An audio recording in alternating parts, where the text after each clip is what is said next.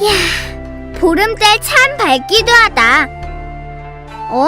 근데 저 아가씨는 왜 저렇게 슬피 달을 바라보고 있는 걸까?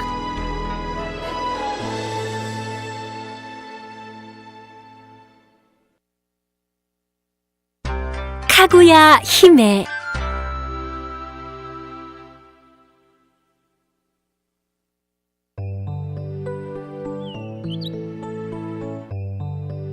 옛날 어느 마을에 한 할아버지와 할머니가 살았어요. 할아버지는 대나무로 여러 가지 물건을 만들어 팔았답니다. 어느 날 대나무를 구하러 숲으로 간 할아버지는 이상한 대나무 하나를 발견했어요. 아니, 대나무에서 빛이 나오다니, 그 참 이상하네 그려. 신기하게 생각한 할아버지는 대나무를 베어보았어요.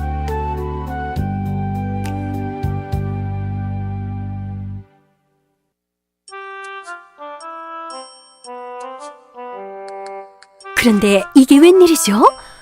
대나무 안에 한 예쁜 여자 아기가 새근새근 잠들어 있는 게 아니겠어요? 아이, 아유, 이렇게 귀여운 아기가 대나무 속에 들어있다니.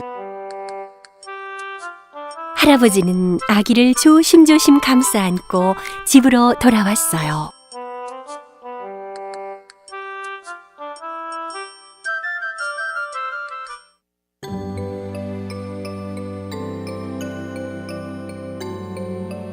할머니는 크게 기뻐하며 아기를 품에 꼭 안았어요. 이 아기는 하늘에서 보내주신 선물이 틀림없어요. 할아버지와 할머니는 아기에게 카구야 히메란 이름을 지어주고 금이야 오기야 소중하게 키웠답니다.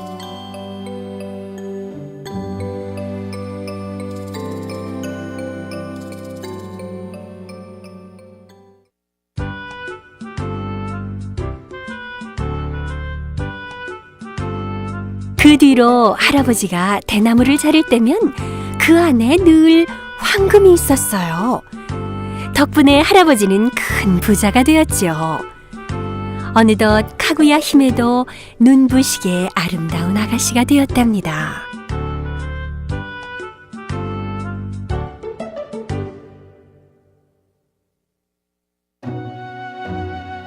카구야 히메의 아름다움은 금세 소문이 퍼졌어요. 온 나라의 사내들은 카구야 히메를 보기 위해 구름같이 몰려들었어요. 하지만 할아버지는 그때마다 고개를 저었어요.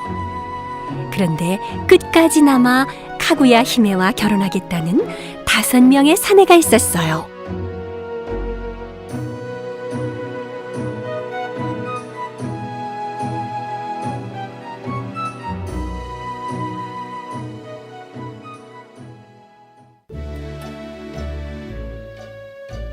카구야 히메는 아무와도 결혼하고 싶지 않았기 때문에 이렇게 말했어요. 그분들께 제가 원하는 것을 구해달라고 말씀해 주세요. 그것을 구해오는 분의 아내가 되겠어요. 카구야 히메는 5명에게 각각 한 가지의 물건을 구해오도록 했어요. 부처님의 그릇인 돌바리, 금으로 된 줄기에 백옥 열매가 열려있는 나무, 불쥐의 털로 짠 옷, 용의 오색 구슬, 마지막으로 아기를 잘 낳게 해준다는 전설 속의 조개인 검은 태계오지였어요. 하지만 모두 세상에서 구하기 힘든 물건이었답니다.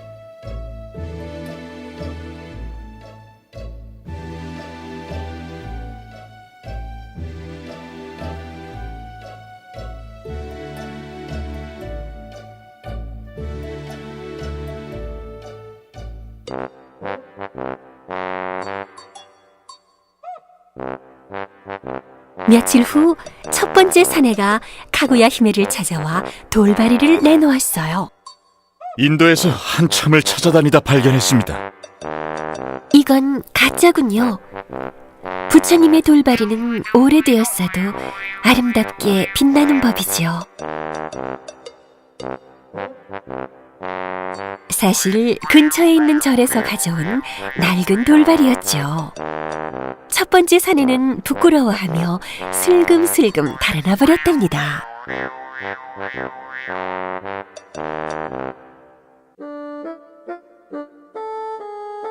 두 번째 사내는 사람을 시켜 금으로 된 줄기에 100억 열매가 열려있는 나무를 만들게 했어요.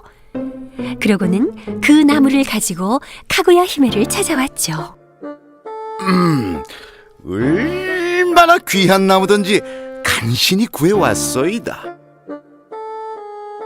정말 진짜 나무인가 봐. 이젠 결혼할 수밖에 없구나. 그때 그 나무를 만든 사람이 돈을 받으러 찾아왔어요. 결국 가짜라는 게 들통나고 말았답니다.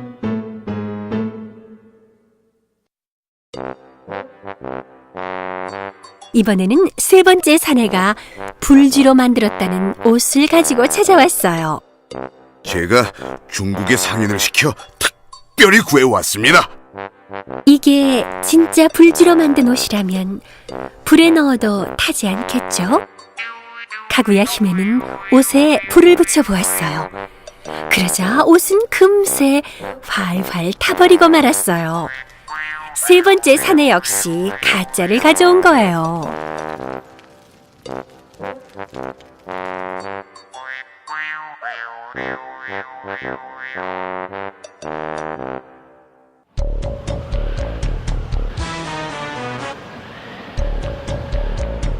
한편 네 번째 사내는 배를 타고 바다로 나가 용을 찾아다녔어요. 하지만 용을 찾긴커녕 거센 폭풍을 만나 목숨만 잃을 뻔했답니다. 결국 네 번째 사내는 용을 찾는 걸 포기하고 그냥 집으로 돌아가 버렸어요.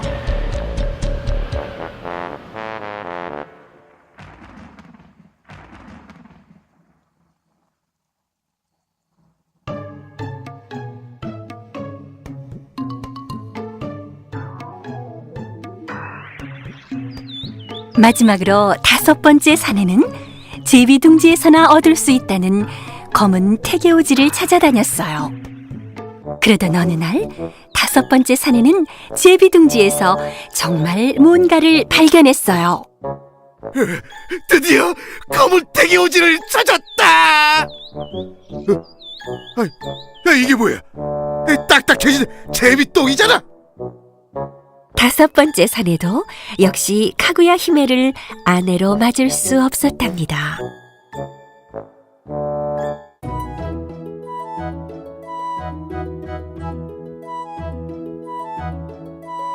카구야 히메는 날이 갈수록 더욱 아름다워졌어요. 마침내 왕도 직접 카구야 히메를 찾아와 청혼을 했답니다. 나와 결혼해 주시오. 죄송하지만 저는 폐하와 결혼할 수 없습니다. 카구야 히메는 공손하게 절을 하며 임금님의 청혼을 거절했어요.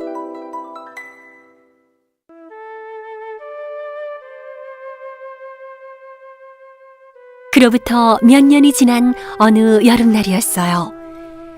카구야 히메는 달을 보며 조용히 눈물을 흘렸어요. 할아버지 할머니가 왜 그러느냐고 물어도 카구야 히메는 고개를 저을 뿐 아무 말이 없었어요. 달이 둥글게 되어감에 따라 카구야 히메는 점점 더 슬퍼하며 훌쩍훌쩍 우는 날이 많아졌답니다.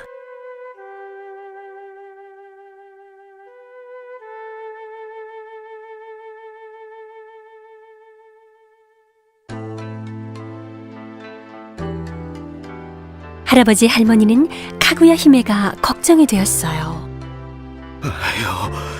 대체 무슨 일인지 말을 좀 해보려무나.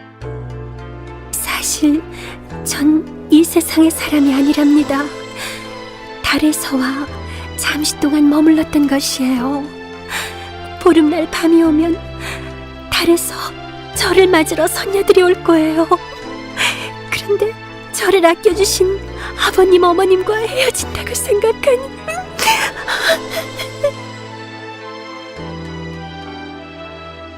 할아버지와 할머니는 그 이야기를 듣자 몹시 슬퍼졌어요.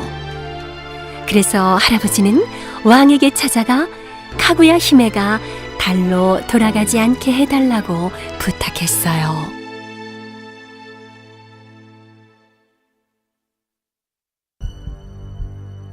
그러자 왕은 할아버지의 집에 2,000명이나 되는 무사를 보내주었어요.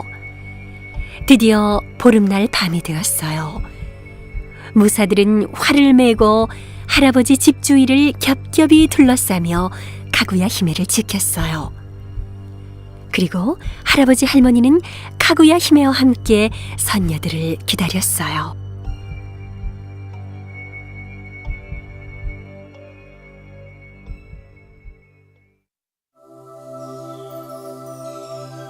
달이 동그랗게 차오르자 눈부시게 빛나는 선녀들이 커다란 구름을 타고 내려왔어요. 그런데 이게 어찌된 일일까요? 무사들은 선녀를 보자 모두 힘이 빠져 활을 쏠 수가 없었어요. 할아버지 할머니도 몸을 움직일 수가 없었답니다. 카구야 히메는 선녀들이 타고 온 구름 위로 올라갔어요.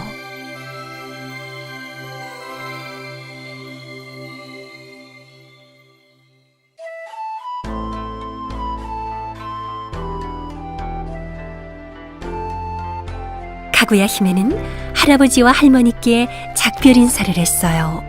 부디 몸 건강하시고 안녕히 계세요.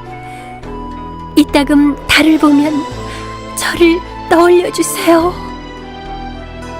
카구야 히메는 달빛이 빛나는 보름달을 향해 높이 높이 올라갔답니다.